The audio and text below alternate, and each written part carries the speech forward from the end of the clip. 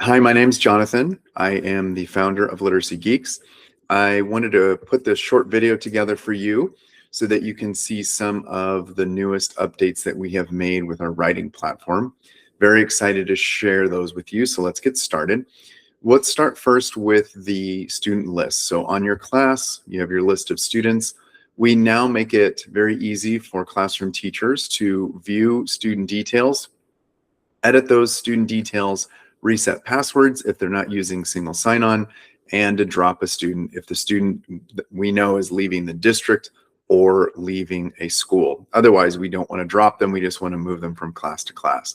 But having all of these user tools available to us in one place is going to really help streamline our processes, allow us to quickly support our students and get them back on the writing platform as soon as possible. So that's one update. The next update is a really great one that teachers have been asking for. You're seeing here Quindu. We have our 3 programs. We have Quindu, we have Comprehension Engine at the elementary level, and then we have Literacy Chops for high school. What you're seeing here are our filters at the top. You're seeing California. When you log in, your state will be represented and your state standards will be aligned. And then you'll be able to click California standards or ELD standards or your state standards and ELD standards. But this is the new drop down here. So now you're able to, when in writing practice, you're able to sort by argument, informational, informative writing, and narrative writing. That takes our multiverse. It's really expansive and lots of great writing tasks for your students. And it allows you to quickly go to the unit that you're working on. So if you are working on informative writing, you're just going to click informative writing and the page will update to all that we offer for informative writing.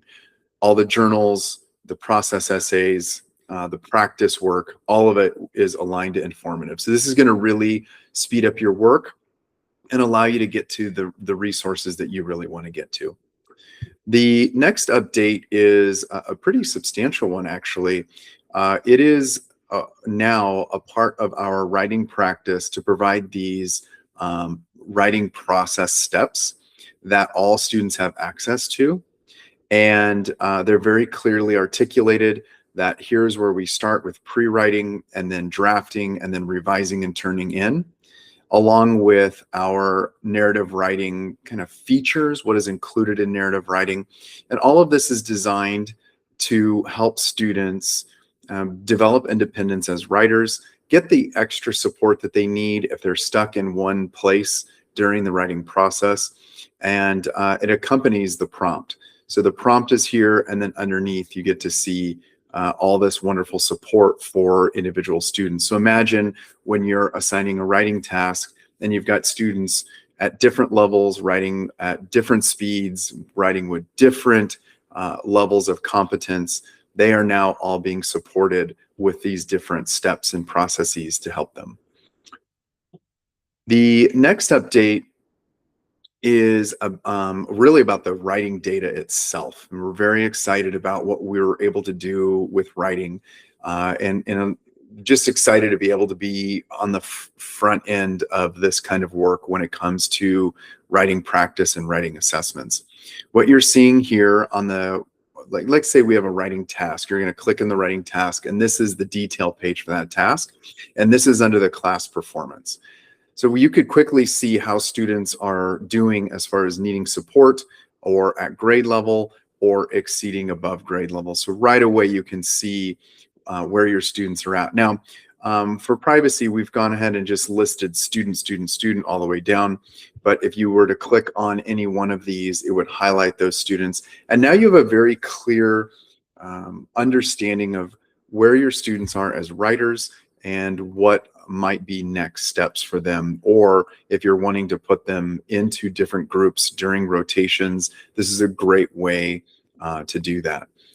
If we scroll down to the next part of the data for a particular writing task, you're going to see the rubric criteria now listed out across the top. So that wasn't new, but the new updates are these. First of all, you can sort individual criteria. Why would you want to do that? Well, if I can identify very quickly which students need the most help with character development, and that's right here by just simply clicking a button, that really helps me um, form groups quickly, identify the need of a particular criteria, and then I now am informed and have at the ready a list of students that I can put into a group and focus on that. If I wanted to see how students are doing with concluding paragraphs, I can form yet another group. In this particular case, this class did really well with that. The two areas overall that this one class needs will be highlighted in red. So the two areas that the students need the most focus on is language and vocabulary and sequence of events. This tells us that of all the criteria for this rubric, these are the two areas or standards that you might want to consider focusing on based on this task. If you scroll to the bottom of the data for this particular task, you're also going to see this wonderful AI-generated tool. Is called our Thought Partner. So our Thought Partner is going to help classroom teachers develop some tier 1 instruction to support the data that is in this table. So if they click Action Plan, they will be able to get a list of next steps, what they can do based on the data here on this page. And I think that's incredibly powerful. Teachers are loving this feature because what it's doing now is in essence giving them some starting points of where you could go with this, and then you could dig into each of those and learn more about how to do a particular strategy or a teaching routine to help target some of these areas of need. The next update is going to be about our rubrics and just showing you here how clear and kid-friendly our rubrics are, and the student view and the teacher view both show these highlighted rubrics. So now we are now dropping color into the rubric, so you're able to see very quickly the scores and see where they scored on each of the different criteria. So that's exciting to see. And then the next piece is going to be, and teachers have been really asking about this for probably about a year now, when you go into the feedback for each individual student, you're able to edit that feedback. So now teachers have the ability to edit and write in anything that they want to the student. They can refocus the feedback. They can provide additional ideas. They can reduce some of the words here if they wanted to, but now they have complete control over that, and that saves on our database and will show up on the student side. Lastly, we have been asked to create a listening tool or module for each of the pieces of feedback. So now students can listen and play back the feedback. If a teacher edits this, then they will also be able to play back the edited version.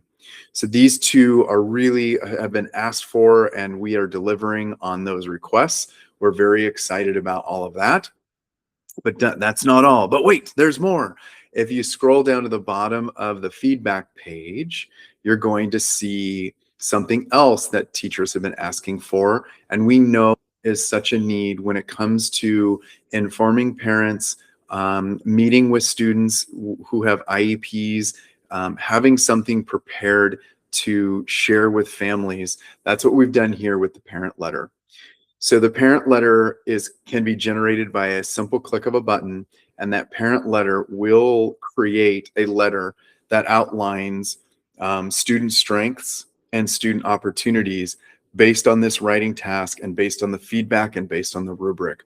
So right away, you have a thought partner, you have the ability to produce next steps, you have this amazing ability to edit and play back the student. I don't think you would be listening, the teacher, but the student's ability to listen to the feedback, and then being able to create or generate instantly this parent letter that kind of summarizes for you, not only gives you the score, but tells you what's going on, what are the strengths, and what are the next steps, what do we need to be working on.